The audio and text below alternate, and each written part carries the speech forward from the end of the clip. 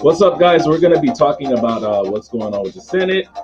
We're going to see what news they have, and we're doing it live. So if you are new to my channel, make sure you subscribe so you don't miss out on what's going on with the Senate. All right. Um, Let me get the screen looking clearer a little bit more.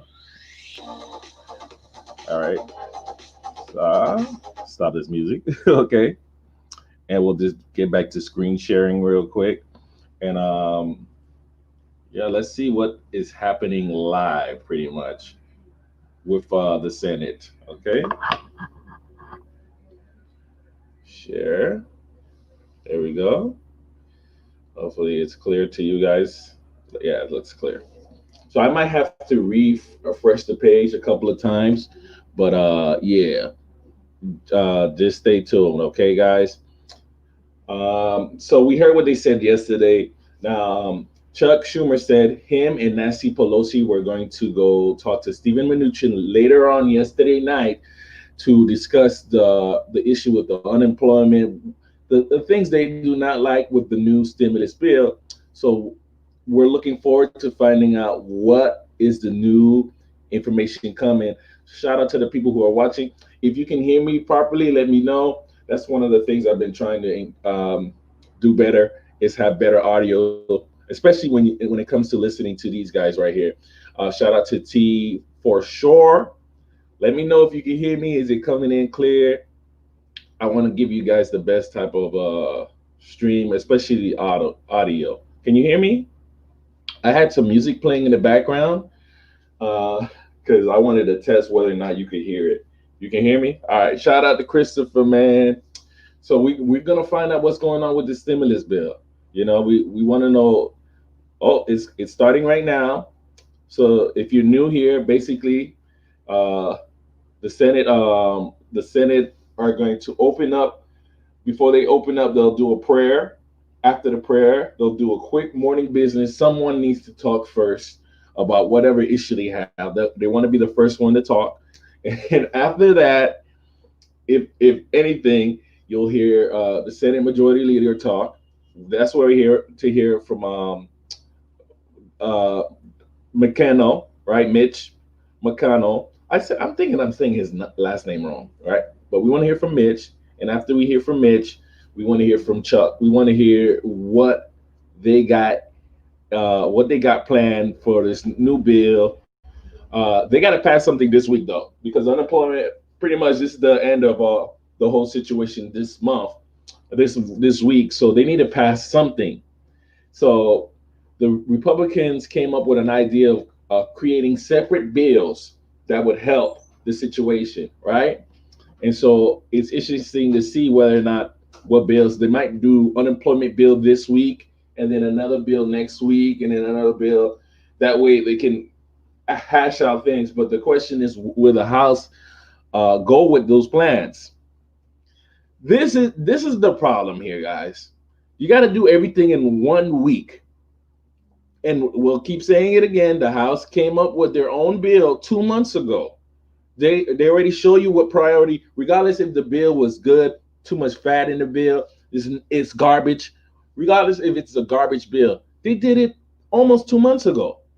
Yeah, I think it was 2 months ago, right? So because of that, you got to question the Senate now. They put everybody in they put American people in the hardest position ever, trying to figure out when they're going to get, it's about to start, trying to figure out when they're going to get the next paycheck or how they're going to survive. $200, they want to do $200 for unemployment, guys. $200, who can live off of that $200 a week? When you have to pay car insurance, you have to pay your car note, you got to pay your apartment where you're staying. Who raised you? I get it. They want Americans to go back to work. However, it's going to be hard for people to get back to work where there are no jobs, and there are people who are starving, and you can't find a job, or you can't go back to the job you used to do, because guess what? There is no one going to these bars, or no one going to these hotels, these hospitality jobs that are missing because of what's going on in the world. It's crazy. And plus, who's going outside when if you go outside you get sick? You know what I mean? I'm just I'm just rapping. If you're watching this video afterwards, guys, make sure you subscribe because I'm gonna do this every day until they hash out a bill. From it'll either be from 10 o'clock Eastern time or it'll be 9:30 Eastern time because sometimes they'll start early. So, all right, Thursdays normally they start early. So let's see what they got to talk about. Here we go. Here comes the prayer. I'm out of here. All right, I'm still here, but I'm I'm out of here. Okay.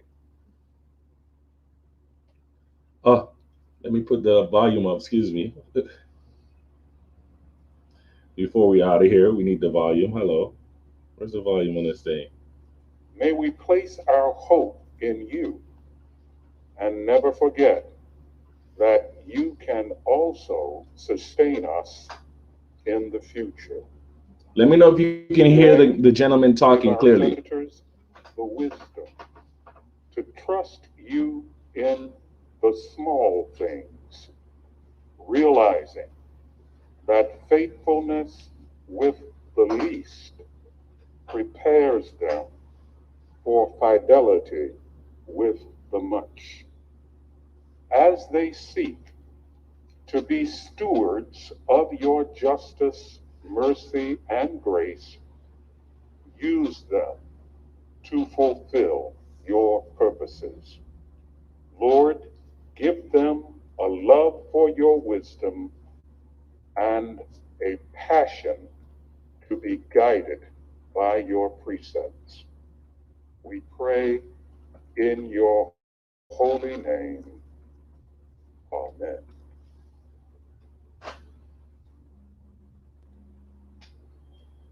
Please join in the pledge. I pledge allegiance to the flag of the United States of America and to the republic for which it stands, one nation under God, indivisible, with liberty and justice for all. See who's talking first. Normally there's somebody that'll talk, and some early morning businesses. There go the president, Madam President, sitting down right now. I don't know who sent it, what state she's from. I'm sure she's a senator, but I don't know where she's from. Okay, we're gonna have Mitch talk first. Look, Mitch is there. Let's see what he got to say. Senator Pryor was recognized. 1 minute for morning business. Oh, no, Thank you. he's going first, I guess. Morning. Now that the United Kingdom has separated from the European Union, it's our opportunity to sit down with the United Kingdom and do some business.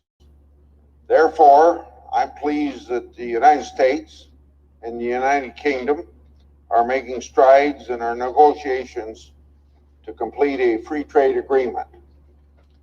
Our two countries, as you know, have a centuries-old relationship.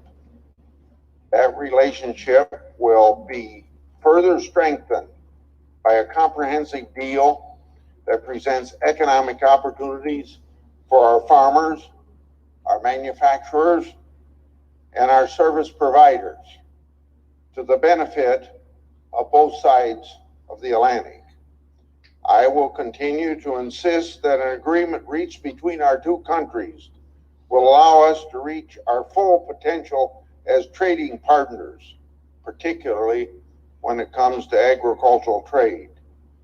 The United Kingdom has been subject to very restrictive European Union rules that have no scientific basis. We call those sanitary and phytosanitary rules.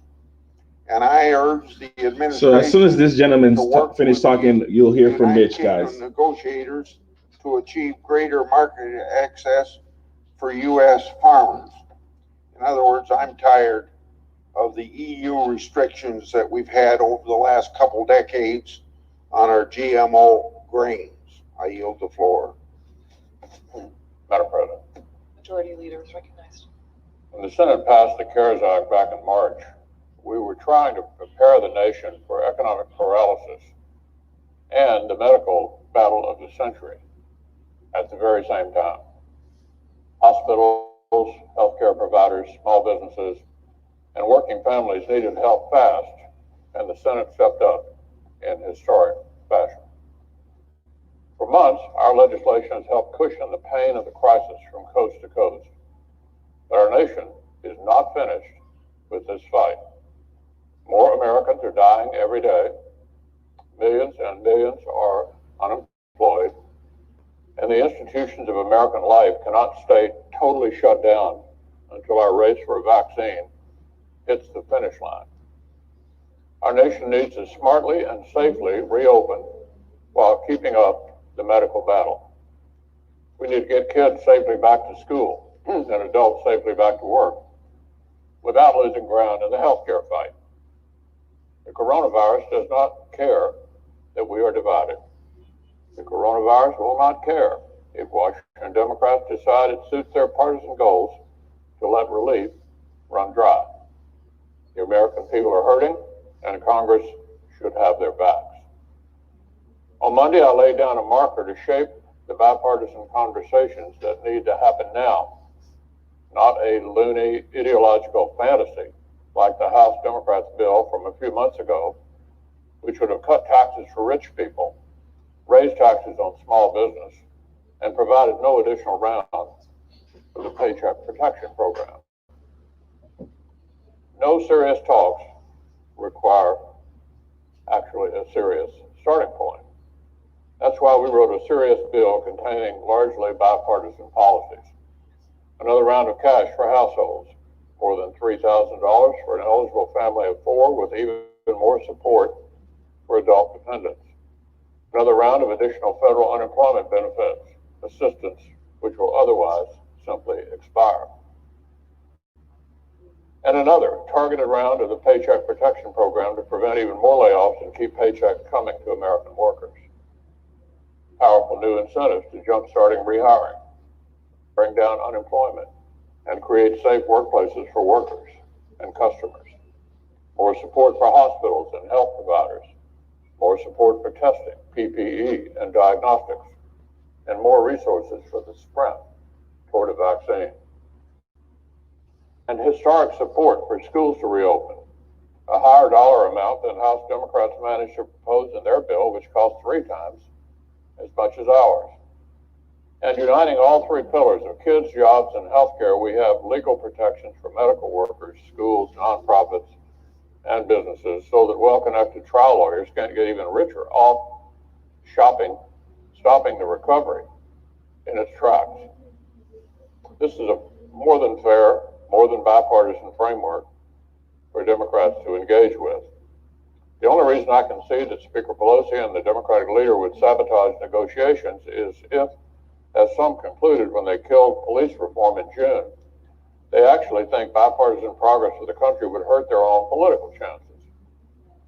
That's why I said a few days ago that we'd quickly learn whether the American people would be getting the responsible Democratic Party from March or the cynical obstructionist Democratic Party from June that blocked police reform.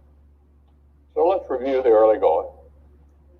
Almost the instant we put out this proposal, which would send thousands of dollars in cash to families and even more cash to unemployed people, the Democratic leader proclaimed, quote, "Those Republican hard right money people don't want the federal government to help anybody," end quote.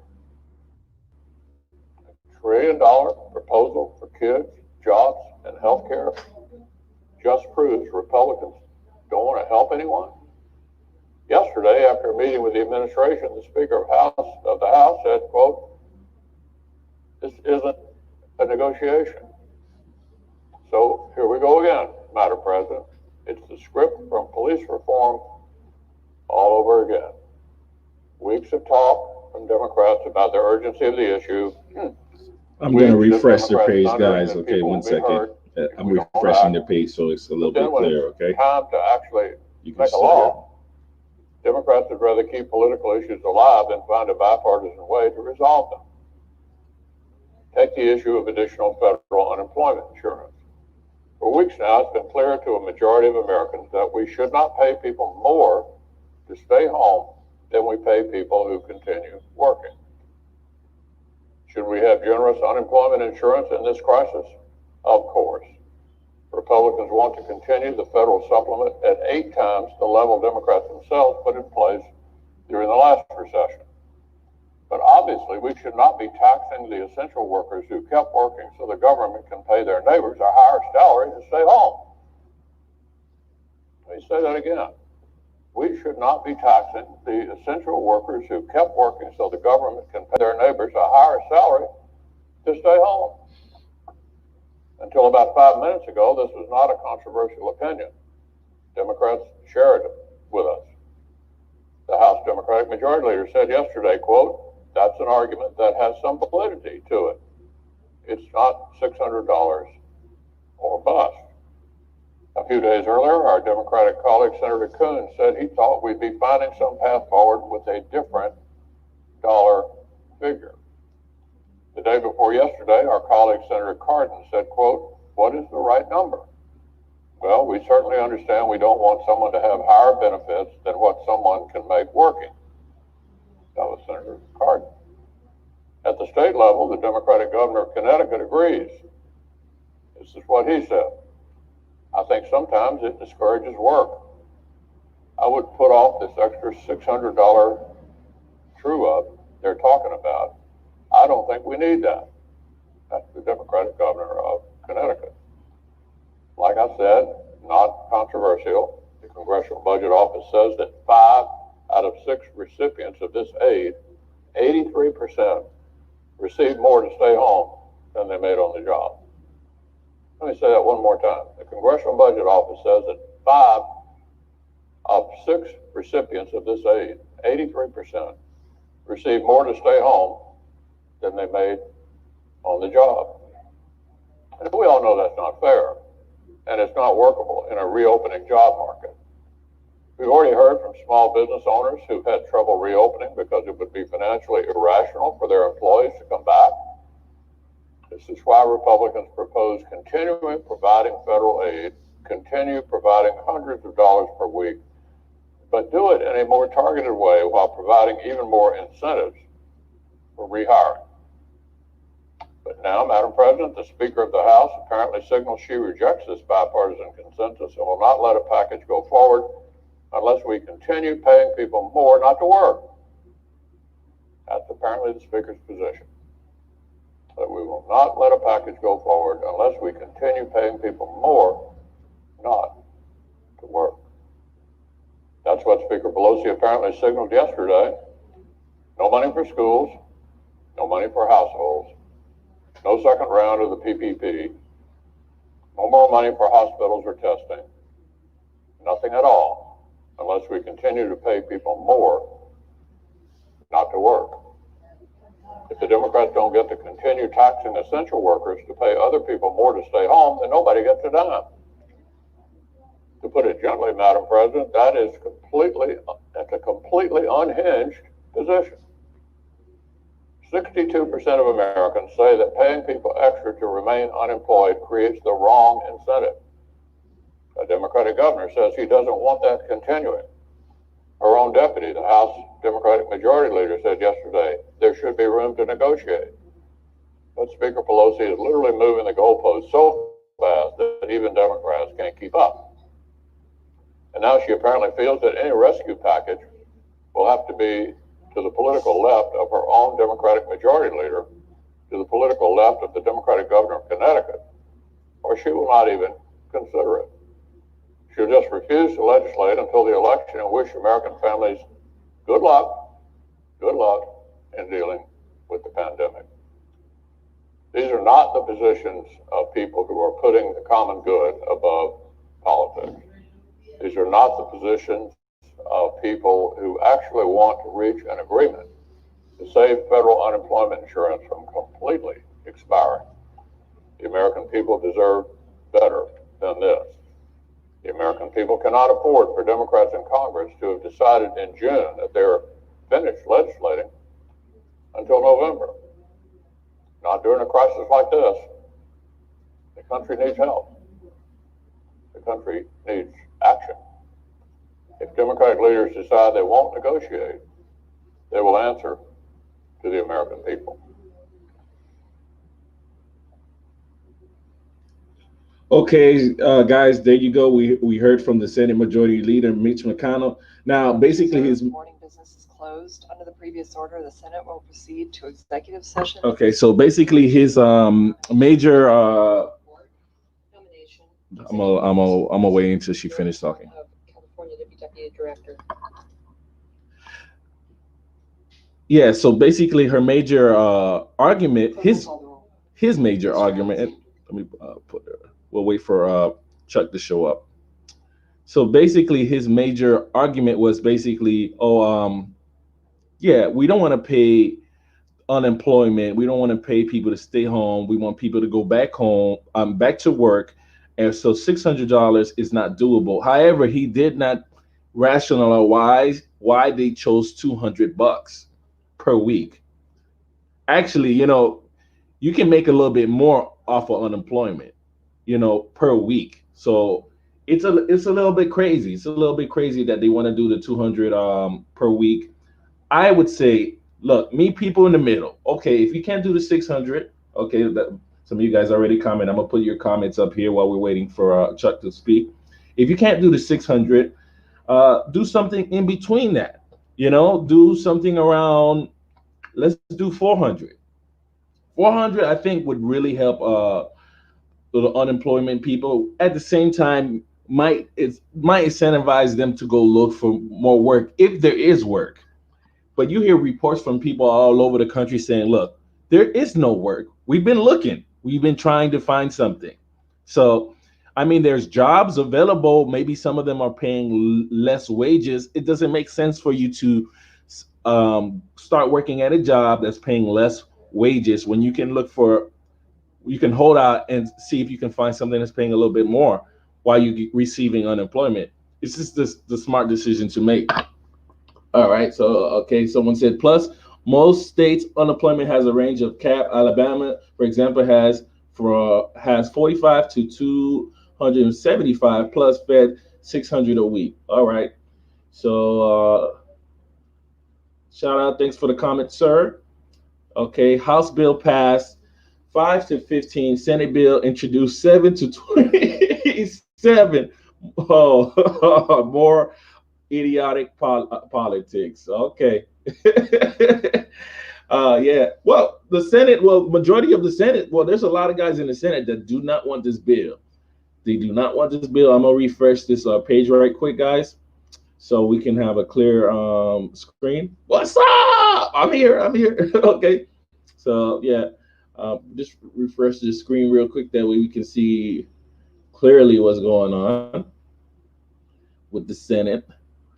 Uh, we're waiting for Chuck to show up, and we're gonna hear what Chuck says. And like I said, guys, these videos, I really appreciate you guys showing up. So we're watching this. It's actually happening live, as you can see, right?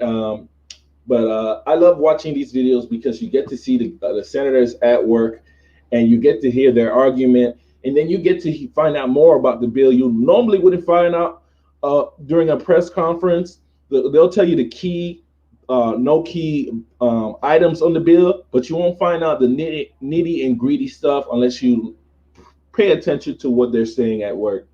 So yeah, all right. Let me put this comment up here. See what the comment says. The U.S. gave a lot of money to countries, but these same countries have their citizens not on recurring payments. But we nickel and dime here. Oh man. Oh man, that's tough right there. And there's a lot of truth to that, man. There's a lot of truth to that, man.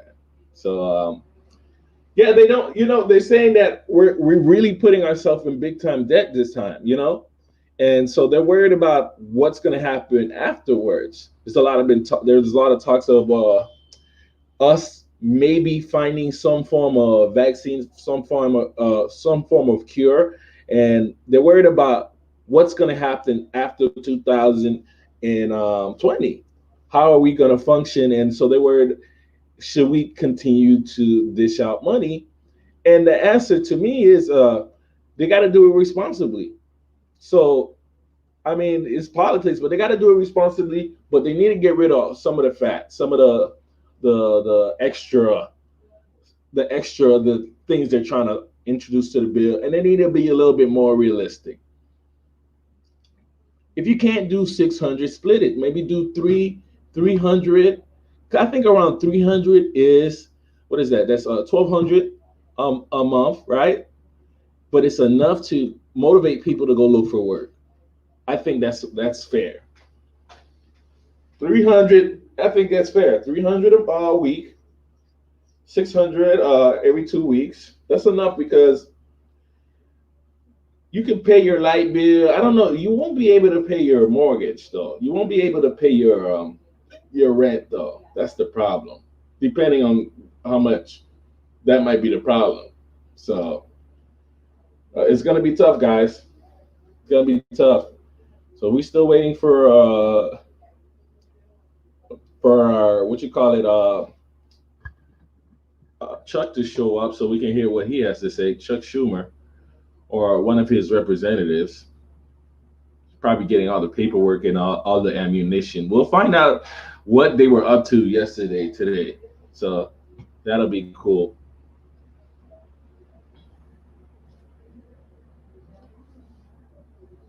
Let's see. But while we're waiting, I can answer any questions or we could talk about whatever. All this stuff is going to get omitted out anyway. So if you have any other questions, or what would you prefer? What would be the right amount of money they can give people unemployment? What would be the right? Comment down below. What would you prefer? Is it 300? Is that feasible per week? 400, or you would prefer to stay at the 600? What about 500? Because the idea is they're going to have to lower it down. This truth is, there some truth to what they've been saying about how some people are just not motivated to go to work.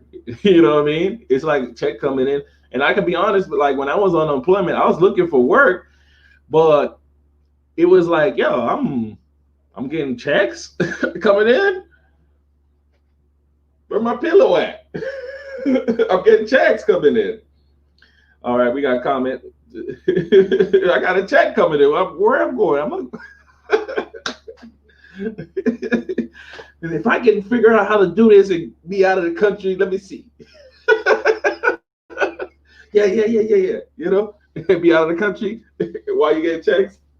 Yeah, you know what I'm talking about. They may compromise on the 3 to 4. The 3 to 4. I'm thinking they'll be around that. The 3 to 4 might make sense. So yeah, it'd be a more of an incentive to get back to work. I can recall there was a point when I was leaving a particular job, and just the hassle of going through unemployment, going through the line, going to the office, signing up, and just waiting to get a job, and just you when you're coming from a stable job and then you're looking for new work. For me, there was a point where I was like, yo, I ain't got time for this. I need to find me a job that's paying me real money ASAP. That's it. Like, but granted, there was no pandemic. There was no the world was still running normally. It was running, however, but there was business happening, and so there was a need. So there was a need for more employment in where I was living. So now it's a little bit different. Go back to work. Go back to work. Everybody, go back to work. Where's the job? What job you want me to work? What job? Listen, I'm certified in this. If I get this job, the job I need or I need to work at is I won't be able to apply for it because I'm gonna be too occupied with this particular job, and this job is not paying the right amount.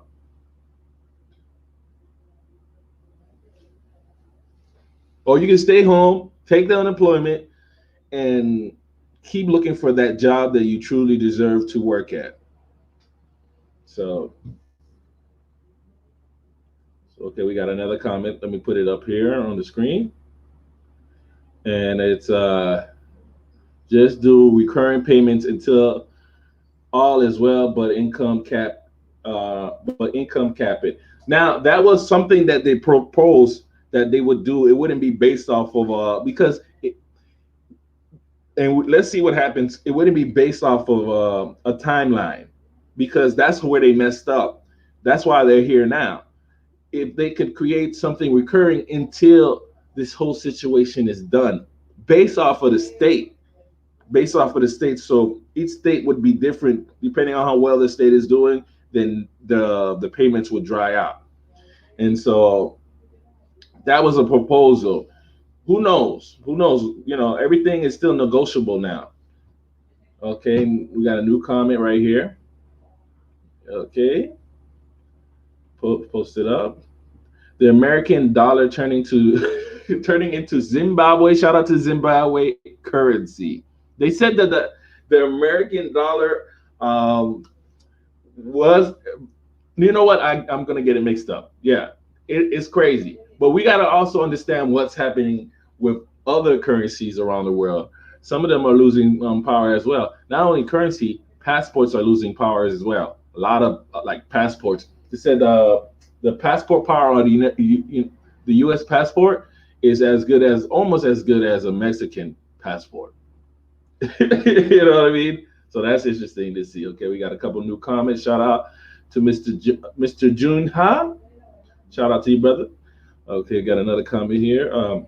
I have a barber friend who owns a shop. He said someone quit because they said they were making more on unemployment.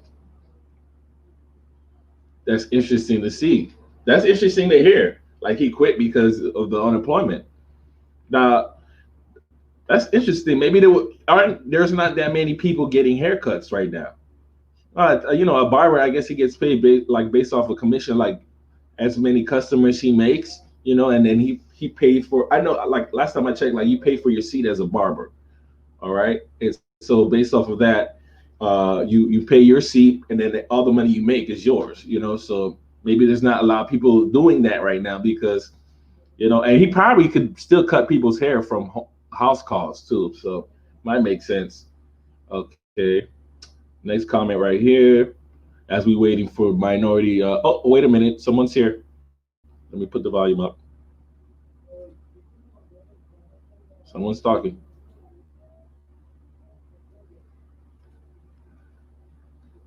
Madam President, Minority leaders. I ask unanimous consent the quorum be dispensed. Without objection. Now, over the past 3 months, Madam President, as Americans stayed home, forfeiting their routines and their livelihoods to combat the spread of the virus, as essential workers risked their safety and their families' safety, as 50 million Americans filed unemployment claims, small businesses folded, and the disease spread rapidly through the summer, the Republican majority paused on addressing COVID-19 while they confirmed more right-wing judges. Americans pitched in and sacrificed. Many suffered greatly, while Senate Republicans kept their assembly line of extreme judicial nominees humming along and did little else. And now, after an interminable delay, Senate Republicans have finally admitted that the country needs relief. But they can't even get their act together to produce a halfway legitimate legislative proposal. We all witness a week and a half of infighting on the Republican side as the country careened towards several cliffs created by Republican delay. Republicans bickered amongst themselves as the moratorium on evictions expired. State and local governments shed jobs and cut public services, and the last enhanced unemployment checks went out the door. When Republicans finally convinced themselves they were ready to unveil a plan, instead of presenting a single coherent bill, Republicans released several incongruent drafts littered with corporate giveaways, K Street handouts, presidential pet projects. Some Republicans proposed billions of dollars for large agribusiness and defense contractors, but not a dime to help American families stay in their homes. The Republican bill has a tax break for 3 martini lunches, but no food assistance for hungry kids. There's $2 billion for a new FBI building whose location will increase the value of the Trump Hotel, but no funding to help state and local governments retain teachers, firefighters, bus drivers, and other public employees. There's no support for Medicaid, for nursing homes, or those with disabilities. The proposals to support our health system and meet our testing needs are wildly insufficient. And if you're one of the 20 to 30 million of Americans who lost your job through no fault of your own and you can't find work, Senate Republicans think you have it too good right now. You should take a 30% pay cut, Republicans are saying. This is not a serious proposal for a country in the midst of a in a generation crisis. So as you can imagine, when reviews started rolling in yesterday, they weren't too positive. One Republican senator said,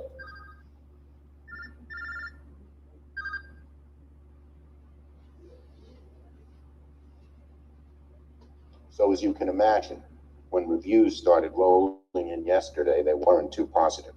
One Republican senator said there are 100 problems with the plan.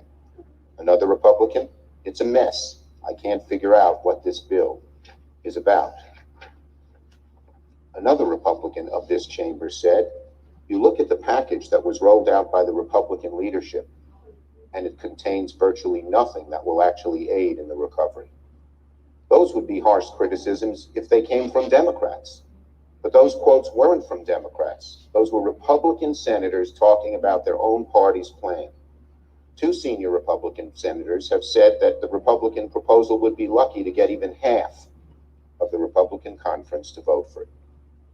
Leader McConnell warned Democrats against blocking the Democratic proposal. It turns out that Senate Republicans are blocking the Republican proposal. So it's abundantly clear that the Senate Republican proposal for the next phase of COVID relief is not a useful starting point. You don't have to take my word for it. Just ask President Trump, who took the podium yesterday afternoon and called the Senate Republican proposal semi-irrelevant. At this point, I'm beginning to wonder who does support the Republican proposal on COVID-19. So here's where we are. We need to turn the page on the Republican proposal, and quickly. The legislative train wreck by Senate Republicans cannot derail our efforts to provide urgent, comprehensive, and necessary relief to the American people. Speaker Pelosi and I have started negotiating with Chief of Staff Meadows and Secretary Mnuchin. We want to work with our Republican colleagues and the White House on a bill that actually meets the needs of the American people in these unprecedented times. But it's going to take good faith and compromise. We're not hearing that from Leader McConnell. Leader McConnell already is drawing lines in the sand, insisting that any agreement include his specific corporate immunity provision. No negotiation. Put this provision, extreme provision, in the bill without negotiation. That sure doesn't sound like someone who wants to reach a bipartisan agreement. We're going to need everyone to pull together. We're going to need to focus on the needs of the American people. With all due respect to the Republican leader, Americans on the brink of eviction are not crying out for a sweeping corporate liability shield. No one should be willing to torpedo all the relief Americans are counting on unless there's a giant corporate giveaway attached. Time is short. Speaker Pelosi and I will be back at the negotiating table with the White House later today. It's time for our Republican colleagues to roll up their sleeves and get serious as well. And one final point on this subject. Again, this morning, the Republican leader continued his Alice in Wonderland interpretation of what has happened. When what has happened is black, he says white. When what has happened is white, he says black. He's totally the opposite of the truth and what's happened. He suggested that Democrats might be trying to block progress on COVID relief because it might suit our party in the election, that we Democrats had decided to stop legislating until November. I mean, shocking stuff. Over 10 weeks ago, Democrats passed a bill 3 times the size of the Republican proposal that was more generous and beneficial to the American people on nearly every measure. Leader McConnell dismissed it. Senate Democrats spent the entire month of June asking our Republican colleagues, including Leader McConnell, to pass crucial legislation related to jobs, healthcare, and small business. We went on the floor and made those requests. Republicans blocked every single one, nearly every single one of those requests. So this absurd, nasty insinuation by the Republican leader doesn't pass the laugh test. The fact that Leader McConnell would even consider the idea that a political party might deny support for the American people in order to help win an election says more about the Republican leader than anybody else. On another matter, today the Senate will vote on 2 nominations to the NLRB, the National Labor Relations Board. One nominee from the Republican side and another from the Democratic side.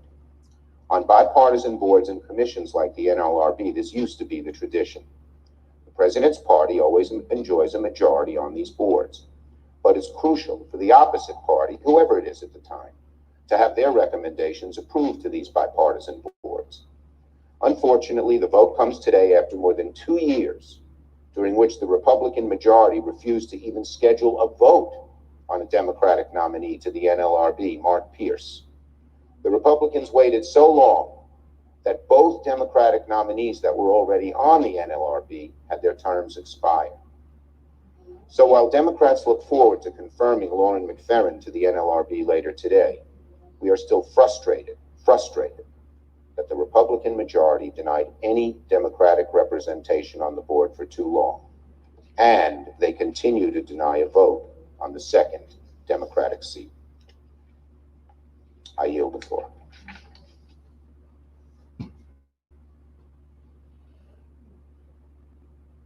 All right, guys. So there you have it. We heard from Chuck, and basically said the same thing he said yesterday.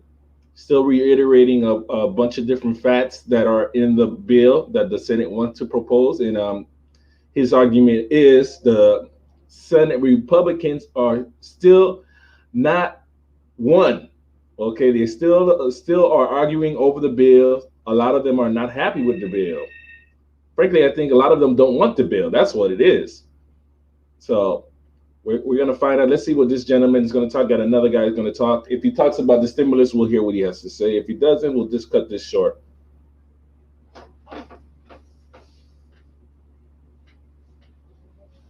President. Majority Whip. Madam President, is the Senate in a phone call? We're not.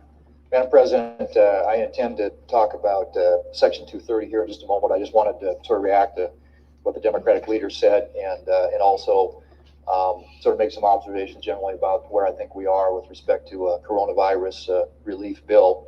The Democratic leader indicated that the Republican bill wasn't a serious bill. Frankly, I think it could be argued that the bill that he has endorsed, passed by the House of Representatives, was not a serious bill.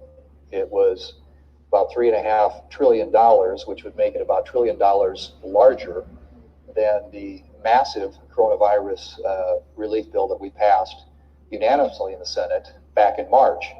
And that bill at the time, for a lot of people, represented something unlike anything they'd ever seen before, both in terms of scale and scope, the expanse of all the issues that it addressed.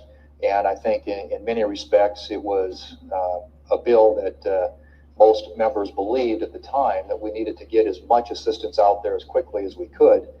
And as a consequence of that, there was broad support for that. We're at a different point now, obviously several months later, and have some perspective that enables us to look at what might be effective, what's worked, what hasn't worked. We've gotten a lot of input from state and community leaders, from businesses, schools, hospitals, healthcare providers who've been impacted by the virus, and have been able to respond to what has already been done by the Congress in terms of assistance. And so I think at this point, as we look at what the greatest needs are, it's pretty clear that we have to do something to assist those, provide safety net assistance for those who have lost jobs in the form of unemployment insurance. And I think there's a commitment on both sides to address that. I would argue that the proposal advanced by the Democrats, which would just be a continuation of the existing program, is not one that I think most people across this country think is wise policy. And it's certainly to the degree that it provides an incentive for people to stay home and not to go back to work, it does provide a disincentive to work. And I think that's something that this legislation ought to address. And that's pretty much widely held view, not just by Republicans, but by Democrats. There are Democrats here in the Senate, Democrats in the House, Democrat governors who have said that the existing unemployment benefit needs to be modified, needs to be reformed, needs to be revised. The question has been, raised what level. It strikes me at least that, we ought not be putting a benefit out there that exceeds the amount that people would make if they were actually working. Because what that essentially says is that those who are working, those who stayed in the workforce and are basically paying benefits to those who did not, when in fact, if there was if there wasn't a benefit that exceeded the amount that they made when they were working, they might get back in the workforce if those jobs become available again. That's certainly something that we want to incentivize. And so I would hope that in any deal that is struck, that as we address unemployment insurance, we can come up with a solution that does tailor it to the need of the moment, and that is to get people back to work. We want to have policies that create jobs. That's something I think that ought to be first and foremost in this bill. We have indicated that this ought to be about kids, getting them back to school in the fall. It ought to be about healthcare. It ought to be about coming up with therapeutics and more testing, better testing, and it ought to be about ultimately, hopefully, getting a vaccine. And then in the meantime, making sure that we are addressing the needs of our providers as doctors and nurses and nursing home caregivers who are on the front lines. So those are the things, the priorities that I think ought to be in this bill. It seems to me there's plenty of room for bipartisan cooperation, but it will take that. And it also strikes me that the suggestion that, you have to do more dollar-wise isn't always necessarily a sound approach. In fact, I would argue that anything that we do right now ought to be targeted. It ought to be focused on those who have needs. If it's assistance to state and local governments, if it's assistance to small businesses who are out there creating jobs, anything that we do at this point ought to be based and predicated upon where the needs are. And we ought to have accountability for the funds that are going out there. And my impression is from the bill passed by the House Democrats and supported by many Senate Democrats here, is that the more we spend, the better it is. And I don't think the American people subscribe to that view. I think they realize, like I do, that we are operating in an environment where we have a $26 trillion debt. And we have already added this year, because of the first coronavirus bill, about another $3 trillion to that debt, and increased our debt to GDP ratio up over 100%, which is pretty dangerous territory if you look at any relevant metric in history. And so I would argue, Madam President, that the approach that we take right now, it ought to be focused, it ought to be targeted, it ought to be measured, and it ought to be directed to those who really have the needs. And by that, I mean people who are unemployed through unemployment insurance. It ought to be to small businesses who are trying to keep their employees employed and trying to, get back and going again and creating jobs. It ought to be healthcare providers who are dealing with the frontline crisis, and also the heavy investment that we need to make in the ultimate solution, which will be the vaccine. And of course, in terms of the fall, getting kids back to school. And that entails a whole lot more testing. And those are all things that are included in the bill that was put forward by Republicans. Most of the Democrat objections to that bill, Madam President, are that it doesn't spend enough, that it's just not generous enough. Well, again, I think that we have to be very, very careful, very thoughtful, and aware and conscious of the fact that we're operating at a time when we have $26 trillion in debt, where every dollar that we spend is a borrowed dollar. And we need to be effective, surgical, targeted, and wise about how we spend the American people's hard-earned tax dollars. So I'm hopeful that these discussions will lead to a solution. We knew right away that there wasn't going to be unanimous support for this. It's not like the last time around. And I've said all along that I wouldn't expect every Republican to support the bill that came out and was released a couple of days ago.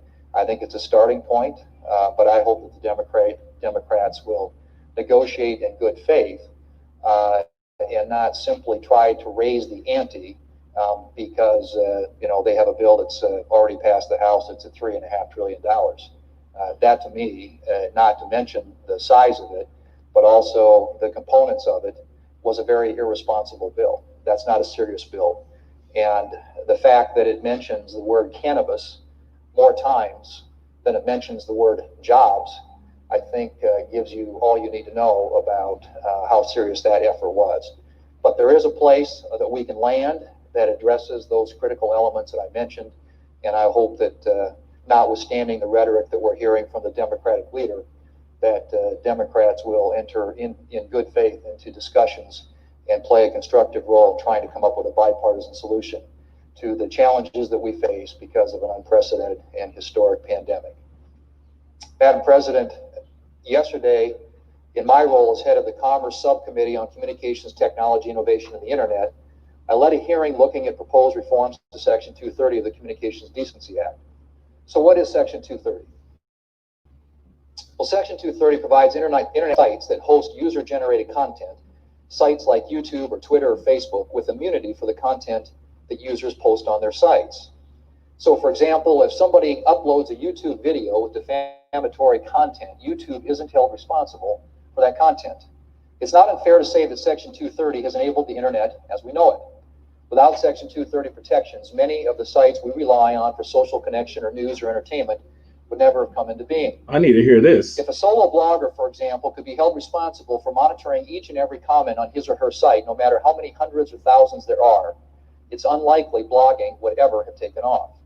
And if YouTube were responsible for the content of every one of the millions of videos on its site, well, it's unlikely that YouTube would have grown the way that it has. There's a reason that user-generated sites like Twitter and Facebook are U.S. companies and not, for example, European companies. And that's because other countries do not offer the liability protections of Section 230. But Section 230 was written in the infancy of the internet, long before sites like Twitter and Facebook were created. And as we've seen the internet grow, we've come to realize that there are also some changes that need to be made. For example, while I support the principle that sites should not be held responsible for everything that users generate, there's a difference between an inappropriate video a site misses and a site that knowingly allows itself to be used for criminal purposes. In 2018, after it became obvious that certain sites were knowingly allowing themselves to be used by child traffickers and predators, Congress passed a law to hold these and other sites responsible for enabling child sex trafficking. As the previous chairman of the Senate Commerce Committee and current chairman of the Commerce Subcommittee on Communications Technology, Innovation, and the Internet, I've been focusing on internet issues related to user-generated content sites for the past couple of years. I've chaired several hearings on the topic, including a hearing on terrorist content on sites like Twitter and Facebook, and a hearing on the opaque algorithms that these sites use to filter the content that users see. And at the end of June, Senator Schatz and I introduced legislation, the Platform Accountability and Consumer Transparency Act, or the PACT Act, to address some of the issues surrounding Section 230 and user-generated content sites. Our bill would preserve the benefits of Section 230, like the internet growth and widespread dissemination of free speech that it has enabled, while increasing accountability and consumer transparency. One reason that Section 230 has become so controversial is that internet platforms have actively cultivated the notion that they are merely providing the technology for people to communicate and share their thoughts and ideas. But the reality is somewhat different. The truth is, websites have a strong incentive to exercise control over the content each of us sees. Because if they can present us with content that will keep us engaged, we will stay on that site longer. Today, sites like Facebook and Twitter make use of sophisticated content moderation tools, And YouTube, algorithms, and recommendation engines to shape the content that we see on these platforms. Now, moderation can certainly improve the user experience. Most of us would prefer that YouTube suggest videos that match our interests rather than something completely unrelated. The problem is that content moderation has been and largely continues to be a black box, with consumers having little or no idea how the information that they see has been shaped by the sites that they're visiting. The PACT Act would address this problem by increasing transparency around the content moderation process. It would require internet platforms like Facebook and Twitter to submit quarterly reports to the Federal Trade Commission outlining material that they've removed from their sites or chosen to de-emphasize. For example, posts that they've chosen to mostly exclude from users' feeds. Sites would also be required to provide an easily digestible disclosure of their content moderation practices for users. And importantly, they would be required to explain their decisions to remove material to consumers. Yes. Until relatively recently, sites like Facebook and Twitter would remove a user's post without explanation and without an appeals process. And even as platforms start to shape up their act with regard to transparency and due process, it is still hard for users to get good information about how content is moderated. Under the PACT Act, if a site chooses to remove your post, it has to tell you why it decided to remove your post and explain how your post violated the site's terms of use. The PACT Act would also require sites to create an appeals process. So if Facebook, for example, removes one of your posts, it would not only have to tell you why, but it would have to provide a way for you to appeal that decision. To some extent, some platforms like Facebook are already starting to do this, but by no means are all of them doing so. The PACT Act would preserve companies' 230 protections for material posted on their sites, but it would require companies to remove material that has been adjudicated as illegal by a court. Large sites like Facebook and Twitter would be required to remove illegal content within 24 hours, while smaller sites would be given additional time. Failure to remove illegal material would result in the sites losing its 230 protections for that content or activity, a provision that matches a recent recommendation made by the Department of Justice for Section 230 reform. Finally, Madam President, in addition to promoting transparency and accountability, the PACT Act also contains measures to strengthen the government's ability to protect consumers. And as the Department of Justice has noted in its recommendations to reform Section 230, broad Section 230 immunity can pose challenges for federal agencies in civil enforcement matters. It is questionable whether Section 230 was intended to allow companies to invoke Section 230 immunity against the federal government acting to protect American consumers in the civil enforcement context. This contributes to the creation of a different set of rules for enforcing consumer protections against online companies compared to those in the offline world. Madam President, I'm grateful to Senator Schatz for his work on this bill, and I'm proud of what we've put together. We've both done a lot of work on these issues, and this bill is a serious, bipartisan solution to some of the problems that have arisen around Section 230. Our hearing yesterday, which included one of the original authors of Section 230 of the Section 230 provision, former Representative Chris Cox, confirmed that the PACT Act would go a long way toward making our user-generated internet sites more accountable to consumers. I look forward to working with Senator Schatz to advance our legislation in the Senate, and I hope that we'll see a vote on our bill in the near future. Madam President, I yield the floor. Madam President. Oh. Minority Whip is recognized.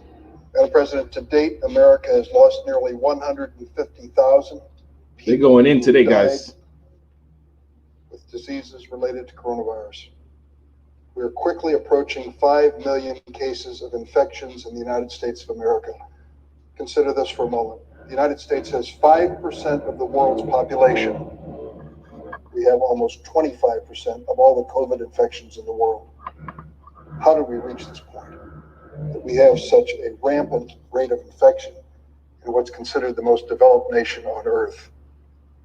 Part of the problem is a president who peddles worthless medical advice. And part of the problem is that the Republican Senate has been unwilling to face the economic hardships which have been created by this pandemic in our economy. It was 10 and a half weeks ago, the House of Representatives, under Democratic control, and Speaker Pelosi passed the HEROES Act.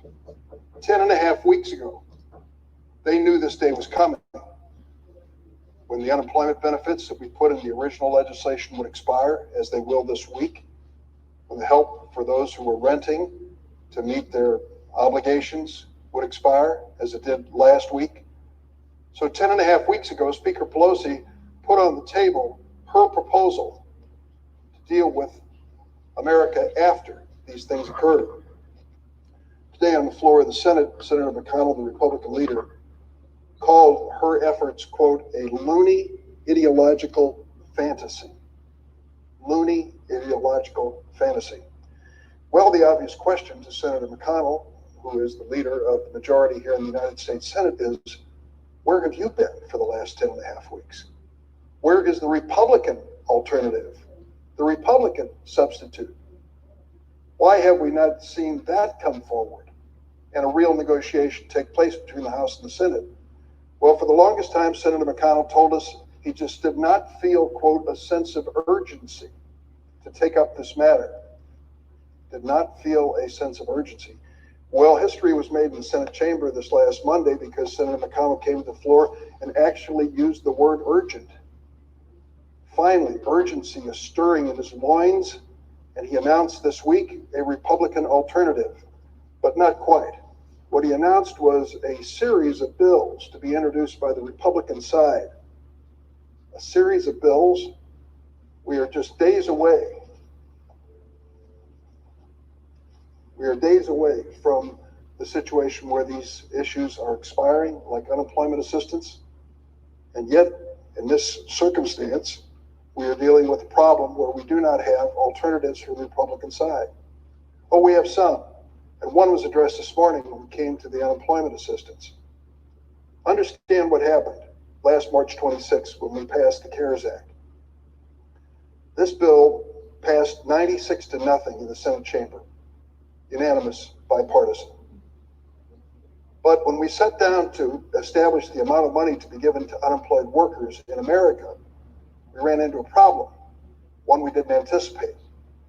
The Secretary of Labor in the Trump administration, Secretary Scalia, came to us, sat down at a table and said, you have a lot of interesting formulas when it comes to unemployment compensation, but just remember the reality. And the reality is that 50 different states have 50 different computer systems, some of which are very modern and up to speed, and others are ancient and not up to speed. When you start coming up with complex federal formulas for sending money to unemployed workers in these states, you're going to run into 50 different reactions. And that's exactly what we faced. So the alternative was simple. We either gave a flat dollar amount in the federal unemployment benefit supplement, or we just wondered what the states might do with any other formula. So the decision was made with the White House, with the Republicans, for the $600 a week $600 a week federal supplement to unemployment. There was argument on the floor that some workers may come out ahead if that happens. Well, undoubtedly that might be the case because this federal supplement was in addition to whatever a person qualified for state unemployment. And each state has a different formula for state unemployment assistance, and each worker has a different work experience and salary experience. But we went forward believing that we needed to do something dramatic and significant for the economy. And the first place to start was with unemployed workers. And economists will tell you when you're facing a recession, when there's a lack of consumer demand, the first dollar you want to hand out as a government is to an unemployed worker. You know they're going to spend it. They have to spend it to pay the rent, the mortgage, utility bills, put food on the table, clothes on the kids, pay for health insurance. So we put the money into the economy and it worked. We managed to slow the decline of the economy, even though we see more unemployment still coming around. It would have been much worse if we hadn't made this commitment and investment in unemployment benefits. So now with the expiration of this federal unemployment benefit program on July the 31st, just a few days away, the question is, what will we replace it with? Democrats proposed in the HEROES Act in the House that we extend the current program to the end of this year. That is certainly a direct way to deal with this, and one that would provide assistance to these families that would continue. The Republicans have come up with a much different approach. What they have suggested is we take the $600 a week federal supplement and reduce it to $200 a week. And then by October 1st, we require the states to implement a program that would give the unemployed workers 70% of their last wage. They have obviously ignored what Secretary Scalia told us just a few months ago, and that is that the states would run into a terrible challenge trying to meet this new Republican standard of 70% of your last paycheck. We were told we couldn't do that back in March. Has the landscape changed so much when it comes to state computer systems? I doubt it. I doubt it very much. In Illinois, we have a good system, but it's been dramatically overwhelmed by the federal supplemental payment and the new pandemic unemployment insurance and other provisions which we passed in Washington. So to think that we can move to a new formula in Illinois while meeting our current obligations is very difficult in our state, which we think is more modern than some. Having said that, though, the Republicans have argued that if by October 1st you can't provide 70% by formula to the unemployed workers, I suppose they'll go back to the $200 a week. It's unclear. So what's behind this? What's at the heart of this? Well, there are several things that I think need to be noted on the floor. Here is the assumption. Listen to this. You've heard it over and over, and we heard it again this morning. The assumption that has been made by the Republicans in their approach to unemployment insurance. They assume that if people are receiving $600 a week in a federal supplement to unemployment, that they're going to refuse to go back to work, even when offered a job. They're making more money to stay home than they did on the job. At least that's what's been repeated over and over again. Madam President, this morning I'd like to put in the record an article from the Yale News. And this Yale study, which was just released this week, says, the Yale study finds expanded jobless benefits did not reduce employment. Exactly the opposite of what we've heard over and over again from the Republican side. This report from Yale economists said as follows. It found that workers receiving larger increases in unemployment benefits experienced very similar gains in employment by early May relative to workers with less generous benefit increases. People with more generous expanded benefits also resumed working at a similar or slightly quicker rate than others did, according to the report. Quote, the data do not show a relationship between benefit generosity and employment path under the CARES Act, which could be due to the collapse of labor demand during the COVID-19 crisis. Put in simple terms, there aren't that many jobs out there looking for workers. And as it turns out, some workers, unemployed, have gone back to work, even though they might make slightly less than they did under unemployment. Why? The reason's obvious. Unemployment is a temporary benefit. Unemployment may not be as good and generous as what a person has in the workplace when you count the benefits that come with some jobs. And ultimately, many workers unemployed today want to get back to work. We should not assume, as some politicians do, that if a person is unemployed, they must be lazy. With 47 million unemployed Americans, that is hardly the case. And certainly when it comes to whether or not people have the incentive to go back to work, I believe most Americans do want to work. And the notion that we have to change the whole system for fear that some might not is definitely unfair. Let me just say that as we move forward with this, I see a colleague on the floor seeking recognition in a few minutes. As we move forward with this attempt to deal with the economy, we have to face the reality. And the reality is, as made clear by the chairman of the Federal Reserve, that if we take our foot off the accelerator right now, we're going to plunge over the cliff in a deeper economic mess than we're in today.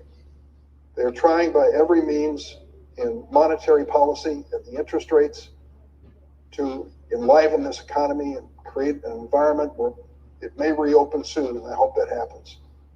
But if we take the Republican approach, a little bit of this and a little bit of that, it's not going to work. We're going to find ourselves with a recession that's even worse. And for those deficit hawks, how badly do you think our deficit will look if we face an even deeper recession? It's going to get worse, and dramatically so. Shouldn't our first obligation be to the workers across America who've lost their jobs so they can keep their families together? This notion of cutting the federal benefit from $600 a week to $200 a week, I can guarantee you, will mean much more traffic and activity at the food pantries and around America as these unemployed families try to keep things together. And then there's a proposal from the Republican side for a 3-martini lunch federal tax break. 3-martini lunch. Is that the way out of our economic morass? And at the same time, they're encouraging the 3-martini lunch federal tax break. They won't give any additional assistance to those who are receiving SNAP benefits. That's low-income Americans who are needing some help just to feed their families. It seems that things are upside down. The last point I'll make is this.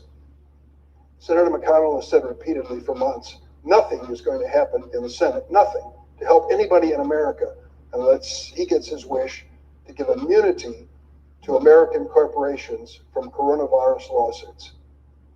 finally we get to see his proposal. It was released this week.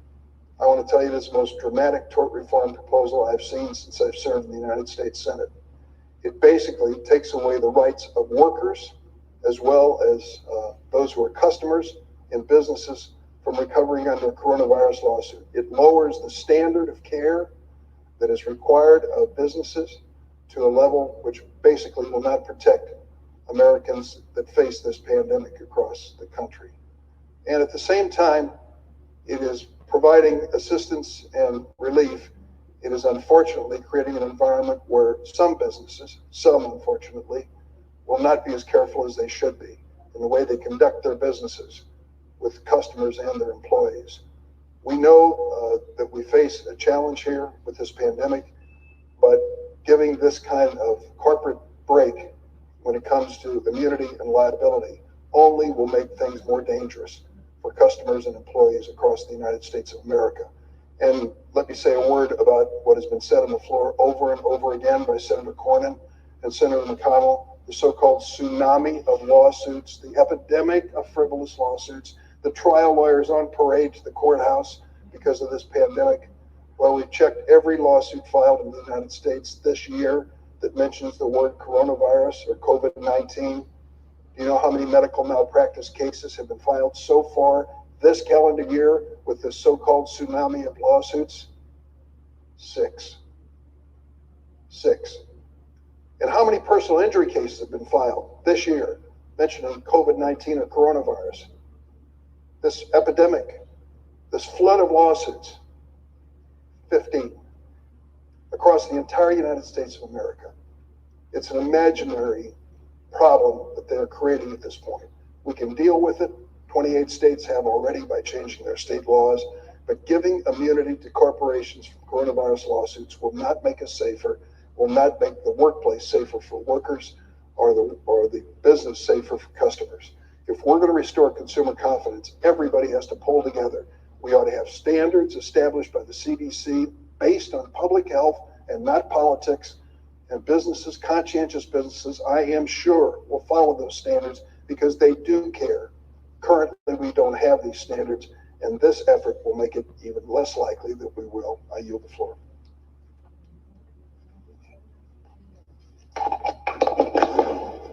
Woo! Mr. President, Senator from Pennsylvania. It's been a busy day today, guys. I rise this morning to cover a couple of topics. One, some comments on the legislation that I hope we're going to complete to provide relief to the nation with regard to both the public health crisis and the jobs crisis. And then I'll have two other sets of remarks in different parts of the record. But let me start with what we're facing right now. We know that it's been 4 months since the CARES Act, way back at the end of March. And we all expected, I think at that time, that piece of legislation and then the legislation prior thereto and subsequently would have an impact on Americans. We hoped in a positive way, and I think there's some evidence to indicate that the CARES Act had a positive impact. Obviously not perfect legislation, but I don't think any of us thought that was the end of the road. And then we saw just 10 weeks ago, the HEROES Act passed the House of Representatives. So you have the CARES Act enacted into law and operative, and thank goodness for that, as well as several other pieces of legislation. But the HEROES Act only passed by the House and no action by the Senate in those intervening 10 weeks. If you were on the majority side of the aisle, the Republican side, as Leader McConnell has outlined, and you wanted to delay, wait to see the full impact of the CARES Act, there's an argument that some would make in that direction. I don't agree with it.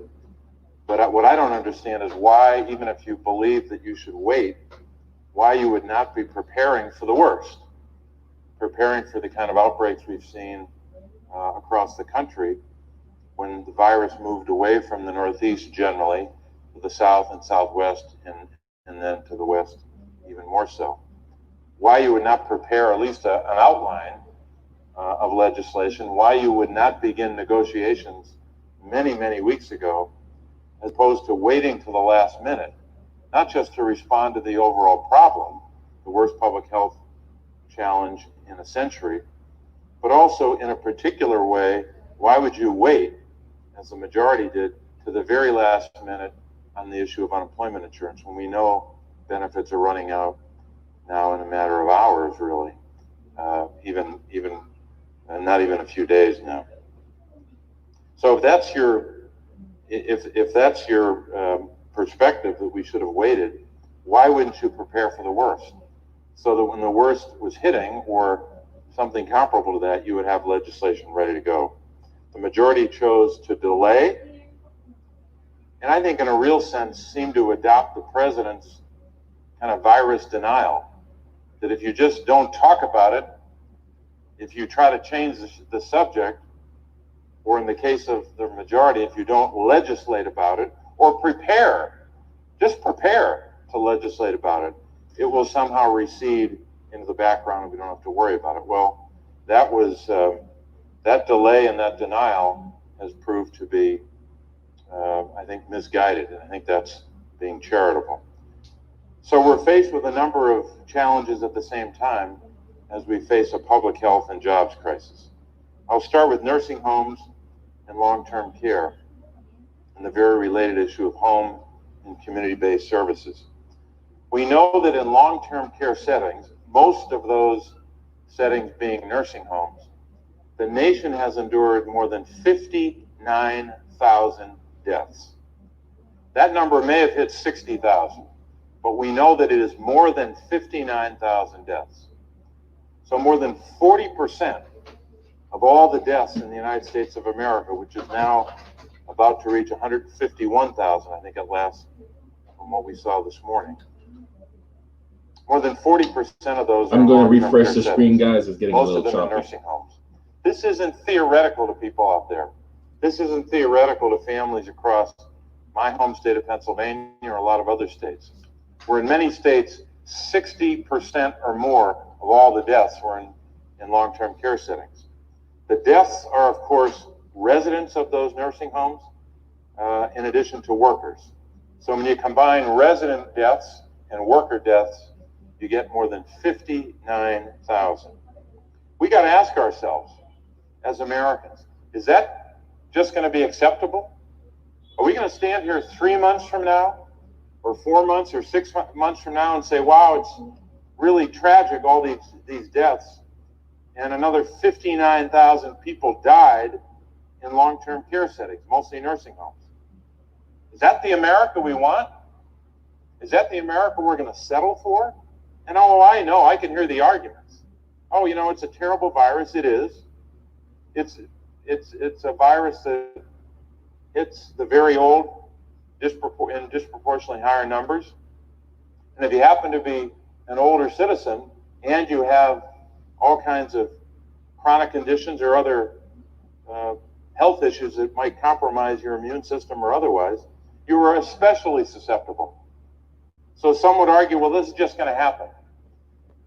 But Mr. President, we know exactly how to get the numbers down.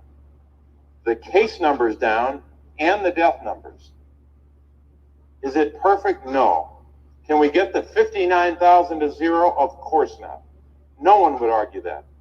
But the idea that the United States of America, in addition to not responding effectively to the onset of the virus itself, I'm just talking about a subset or a part of the tragedy, and that's the tragedy in our nursing homes, both for residents and their families and for workers and their families.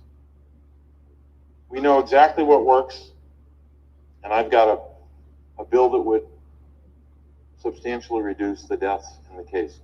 What is it? Well, first of all, it's important to know the number, 3768, that's the bill.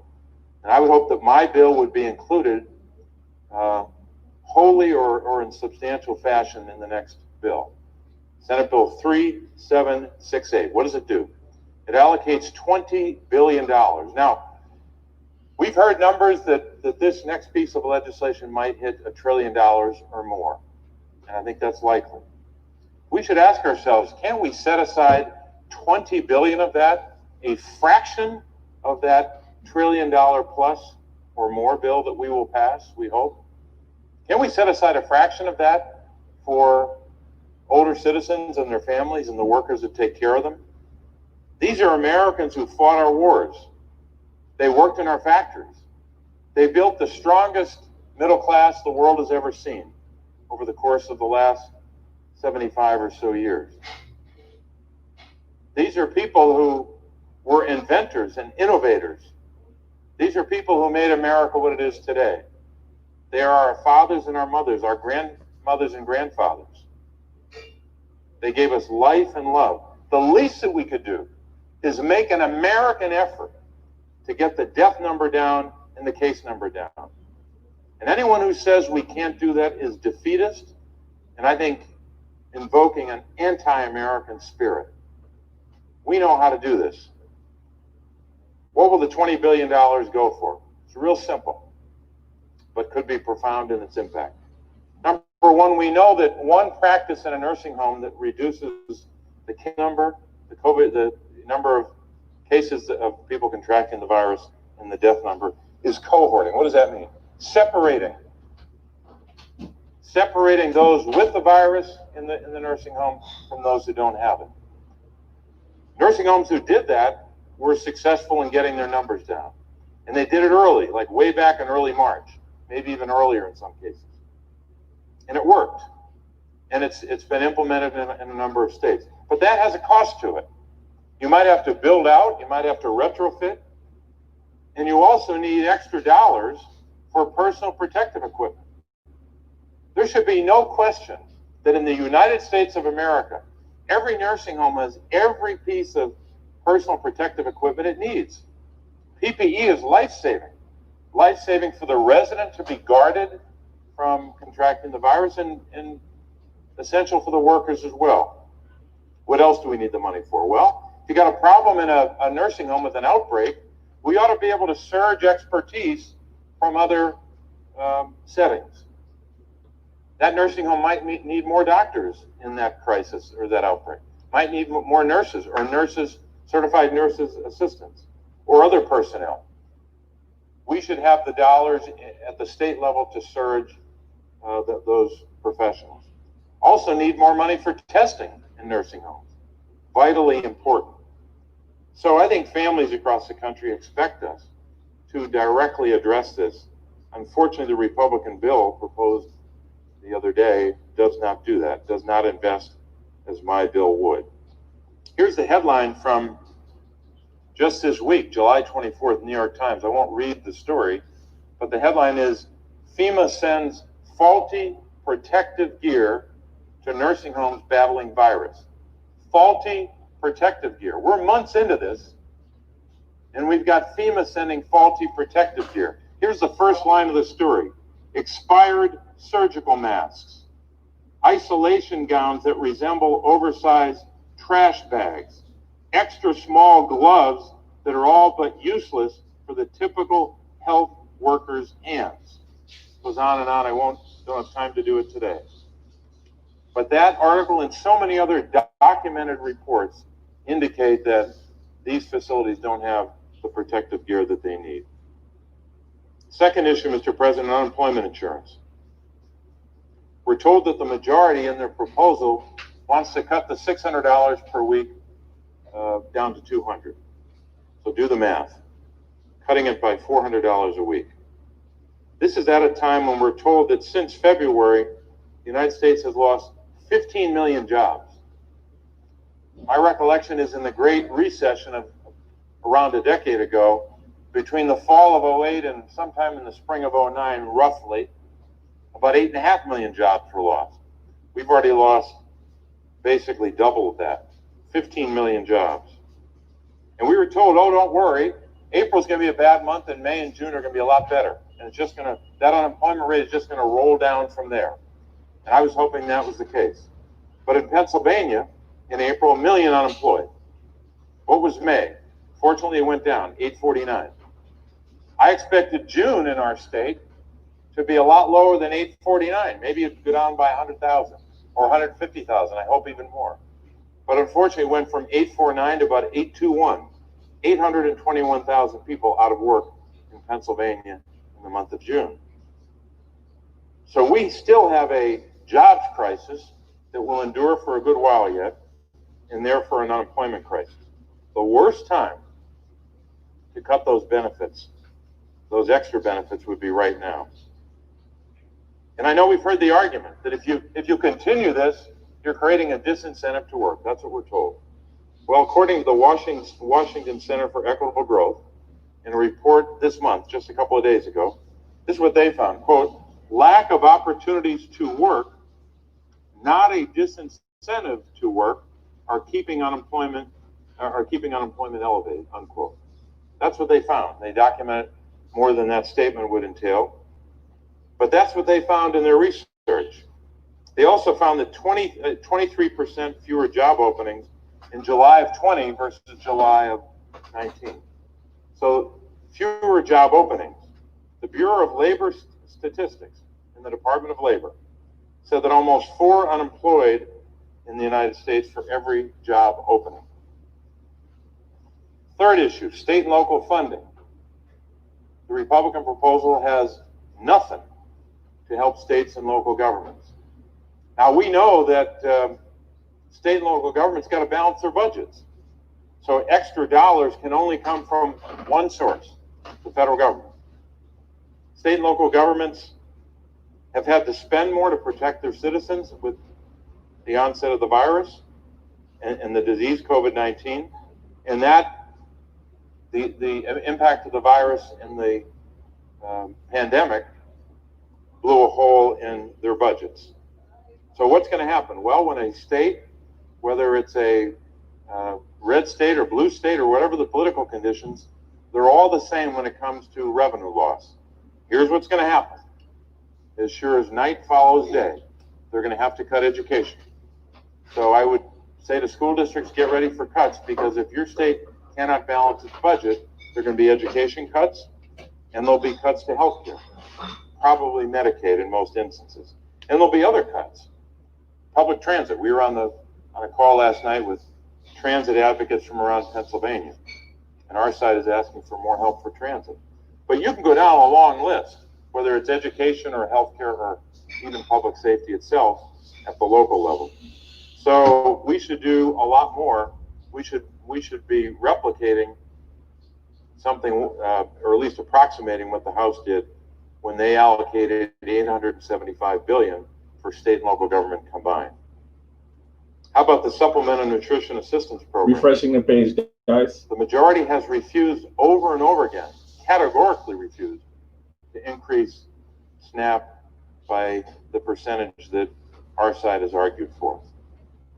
I know it's a little easy in Washington to talk about hunger and food insecurity as some kind of distant issue, because those of us who serve in this chamber are not food insecure. We don't have to suffer the pain of hunger that so many families are suffering. Many of who suffer food insecurity long before the pandemic, but many others, even middle-class families or people trying to get to the middle class, suffering from food insecurity because of the virus and the economic downturn. Families, we know, are literally choosing between the food that they need for their families or paying the mortgage, choosing between the food they need, groceries, versus paying for their kids' medications. Last issue in this part of my remarks, Mr. President, on Medicaid. We know that the Senate did the right thing in the Families First legislation way back in early March, when it increased the matching dollars for Medicaid by 6.2%. Those matching dollars are vital for states to be able to pay for Medicaid and to be able to balance their budgets. I believe in the House bill, the HEROES Act, passed 10 weeks ago, would set forth another increase of a higher amount, 14% for those matching dollars. I think that makes a lot of sense, especially when people are losing their jobs every day. We just read a story in the New York Times last week, I think it was, more than 5 million people in the country have lost their health insurance because they lost their job or for other reasons. So a lot of those folks that are out of luck when it comes to healthcare itself are turning to Medicaid. So we should increase the matching rate to 14%. Now, the Republican proposal has no additional dollars for Medicaid. And this, I guess we should not be surprised, because the White House budget proposals the last several years, and I think supported in large measure by the Republican majority here in the Senate, has not only not wanted to increase dollars for Medicaid, in fact, the White House has proposed cuts of several $100 billion to Medicaid over a 10-year time frame, several years in a row. And Republicans in the Senate have said very little against that, if anything, against those kinds of proposals. Mr. President, let me just move to a separate set of remarks, and I'd ask consent to place these remarks in a separate part of the record. Without objection. Just some remarks about United States Representative John Lewis, whose casket just left in a hearse from the grounds of the Capitol just this morning. And it was moving to see the number of people who would stand in line for a long period of time in 97 or 99-degree heat to pass by his casket. John Lewis, there's so much we could say about him. Difficult to summarize or encapsulate or not repeat ourselves, but I think in so many ways John Lewis was courage personified. Very, very few Americans, other than those who served in combat itself, or in other instances, could say that they have put themselves on the line like he did. His courage in the face of hatred, in the face of brutal beatings and otherwise. John Lewis helped the United States in its ongoing work to form a more perfect union. And there's so much more we could say about that. He was beaten on multiple occasions for standing up for civil rights and, of course, the right to vote itself. And he did all of this, by practicing nonviolence. I don't know how he did that. I really don't. I'd like to be able to think that I could do that in the face of beatings. But I don't think I could. I really doubt that I could, and most people could.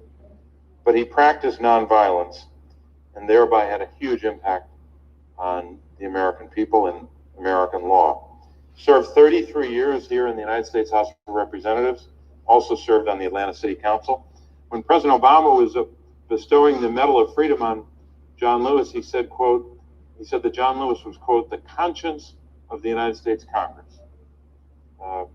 So well said. I think at a time like this, we're summoned by his enduring example. We're summoned by his heroic example to pass the Voting Rights Bill, H.R. 4, which has been basically sitting here since December when they passed it.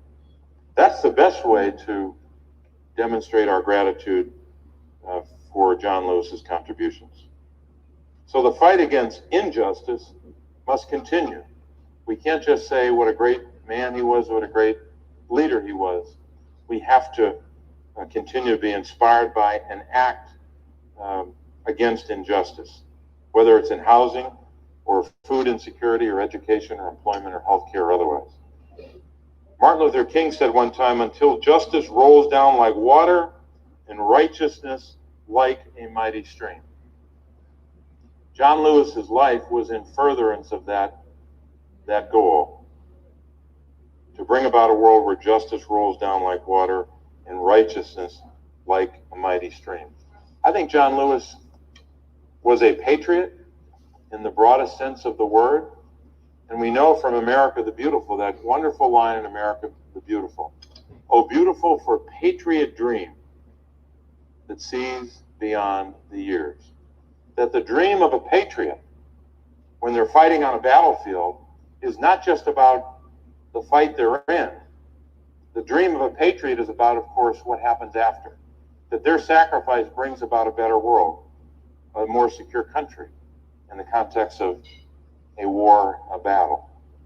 John Lewis also had the dream of a patriot, the dream of a better life for Americans, the dream of equal protection under the law, the dream of voting rights being protected. So in the largest sense of the word, John Lewis was a patriot. Mr. President, I'm almost done. I know I might be over time, and I know we have a colleague waiting. Just let me very briefly just ask consent for a second time to have these remarks in a separate place of the record. Without objection. And I will be brief, and I apologize for going a little long. But we know that there's been a lot of debate about what happened when we had reports in the New York Times and other reports in June about the U.S. intelligence community learning that Russian intelligence had offered payments as high as $100,000 transferred through a middleman to kill United States service members in Afghanistan. I know that we don't have time to get into all the details of that today, but we know that the president has, I think on the record, not said anything about this. I was going to leave, but this is getting good. And in my judgment, he did not address and did not respond appropriately to that, to those reports. I was hoping what the president would say in the interview that I saw on television this morning, I guess it was yesterday, and that he would have said long before that, is that we're going to investigate this and we're going to make a determination about the conclusion that we reach, that he would reach as president, and that he would directly confront Vladimir Putin and challenge him on this. But he had a recent phone call with him, and all the reporting indicates, and even the president indicated in his interview, that he did not challenge Vladimir Putin. That is beyond disturbing, and I think it's not in furtherance of our national security interests. So in the interest of time today, I won't say more, but I know we are over time, but Mr. President, I just have one consent and then I'm done. I'm sorry. On behalf of Senator Durbin, I ask unanimous consent that the Yale excerpt be printed in the record. Without objection. Thank you, Mr. President. I yield the floor.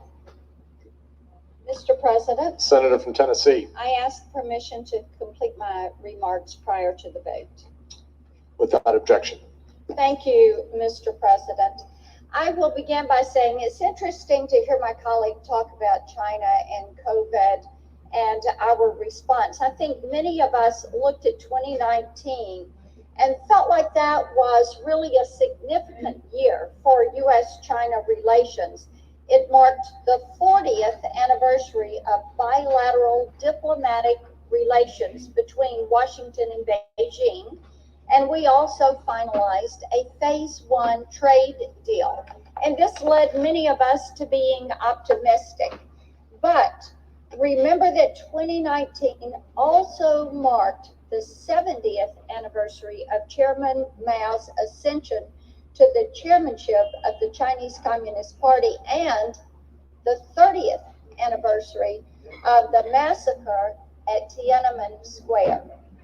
When you start asking questions about that history and how it has informed the decisions of current Chinese leadership, the capitalist facade that has been so carefully constructed by the propagandist in Beijing starts to peel away and it starts to crack. But after decades of espionage, military aggression, and horrific political violence inflicted on their own people, many here in Washington have grown numb to Chinese hostility.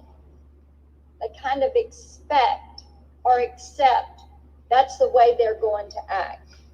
That's the only explanation I could come up with for the shock that rippled through this town when we discovered that the Chinese Communist Party spent 51 days muzzling the doctors, lawyers, journalists who desperately tried to warn the rest of the world about the growing threat from the novel coronavirus. Our relationship with China has reached a tipping point. We will never be able to go back to what had been that cautious optimism that we had in 2019.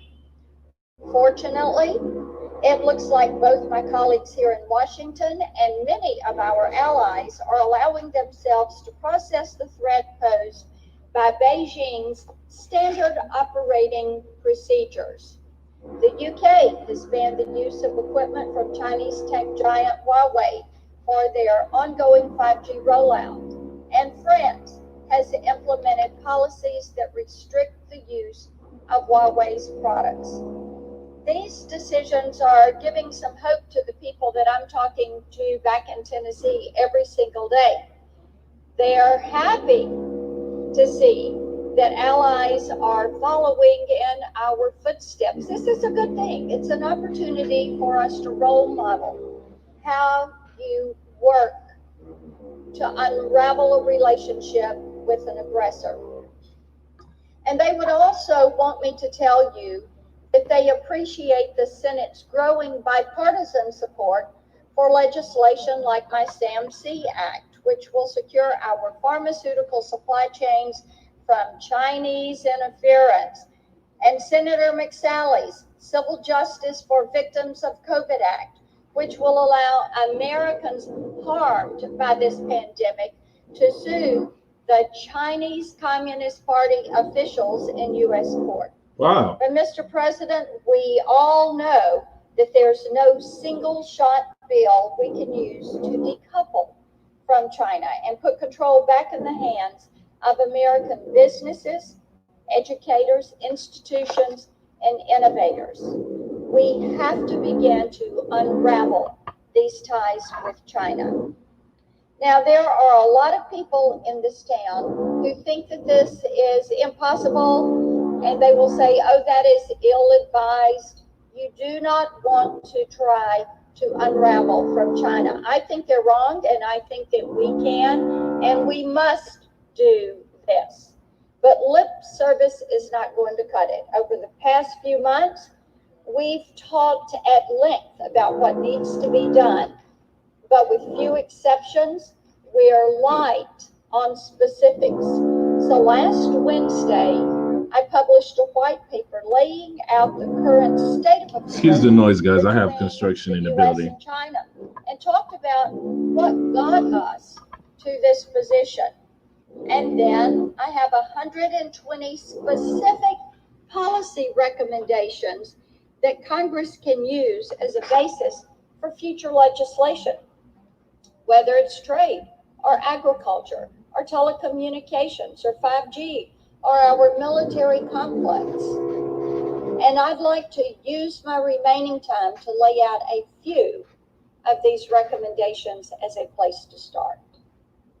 By now, most Americans are at least familiar with the term Belt and Road Initiative. This is an investment program that the Chinese have used to buy their way. They have bought their way into the good graces of governments in Asia, Africa, and Europe. This trillions of dollars in investment buys inroads and influence across countries of every economic background and in organizations like the United Nations. And while we cannot and should not compete dollar for dollar, we should partner with our allies to prevent struggling governments from falling into this debt diplomacy or these debt traps. We must also secure our supply chains across every sector of our economy and bring critical manufacturing and technologies back to the United States. I mentioned the SAMC Act. It would incentivize companies to bring their manufacturing operations back to the U.S. and also fund partnerships between pharmaceutical companies and universities so that they can train the workforce we need in order to pull this manufacturing out of China and bring it back to communities right here. We should not hesitate in moving forward on this legislation. And once we invest in this new technology and infrastructure, we're going to have to invest in securing it by securing our emerging 5G networks.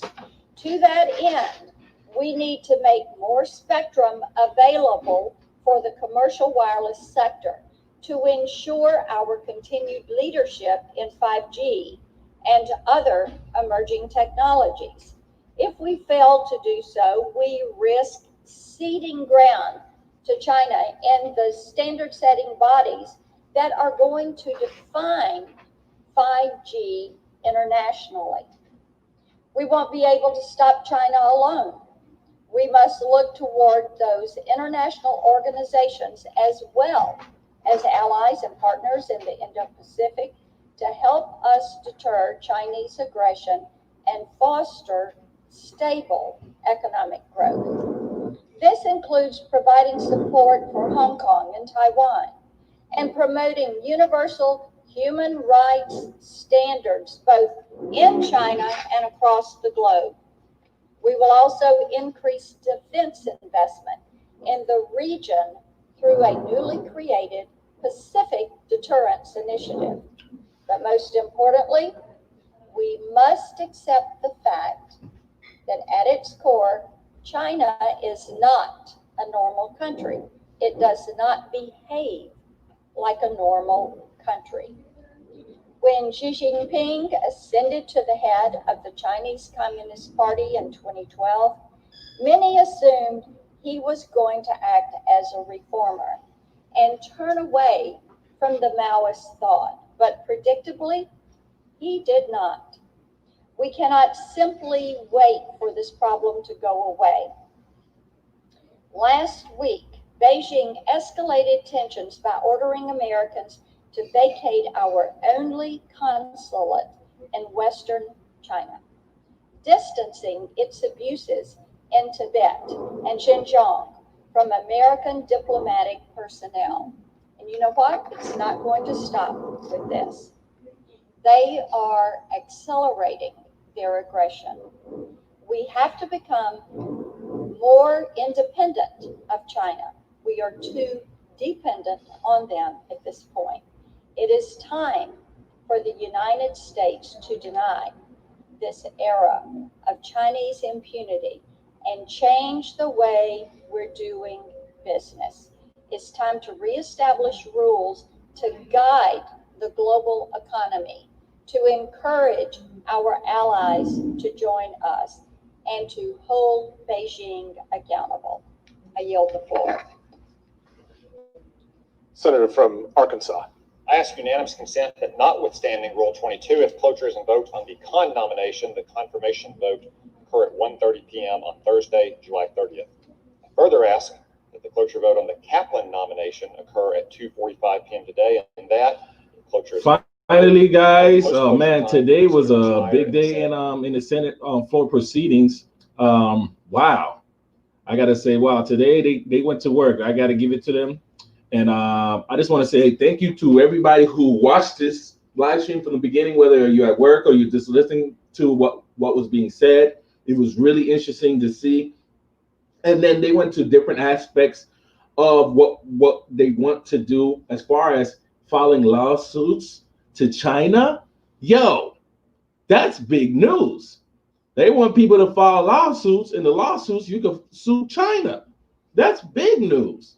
All right, and then they spin off to talk about stuff that's happening with YouTube. For me, that was very interesting, and I would love to see more transparency when it comes to social media sites where you can practice and exercise your freedom of speech.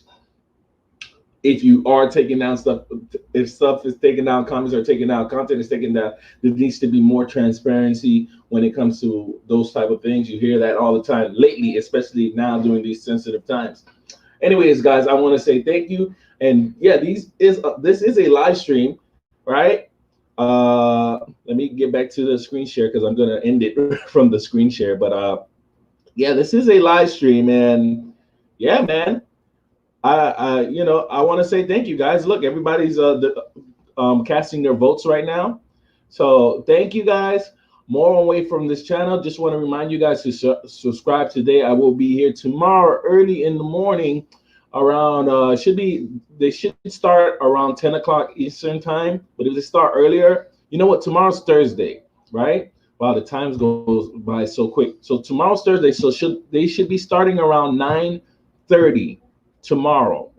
Last week we missed them starting, so I'm gonna be up early in the morning. So just look for that notification, or if you're going through YouTube and you see my thumbnail, jump in. We'd love to hear from you guys. All right. This video I'm going to trim down smaller. So if you're watching this video after it's been trimmed, subscribe and make sure you don't miss the next live. I would love to hear your input. And if you comment, I'll go ahead and put your comment up, just like a bunch of you guys who have commented today. All right, really appreciate you guys for showing up.